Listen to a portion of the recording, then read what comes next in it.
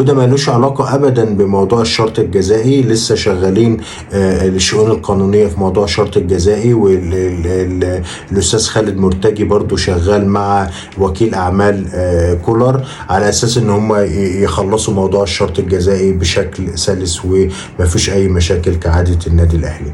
الحقيقة مستر كولر طلع بعد كده على الانستا الخاص به وبعت رسالة طويلة اتكلم فيها كتير عن النادي الأهلي وجماهيره والبطولات واللعيبه وكل لحظات حلوه قضاها في مصر ومع النادي الاهلي. هقرا لكم جزء منها يعني مش كلها. كل شيء في الحياه له بدايه وفي وقت ما نهايه. بعد سنوات رائعه في النادي الاهلي تصل رحلتنا المشتركه الى نهايتها ايضا.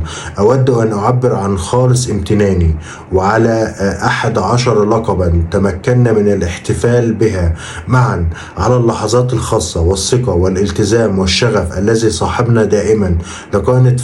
لقد كانت فترة مليئة بالفخر والعواطف والنجاحات العظيمة التي لن أنساها أبدا. شكري الخاص لكل الفريق، لكل لاعب الذي جعلوا كل هذه النجاحات ممكنة بفضل تفانيهم وروحهم القتالية وإرادتهم القوية. ده بيدل ان هو الراجل ما عندوش مشكلة خالص في اللي حصل.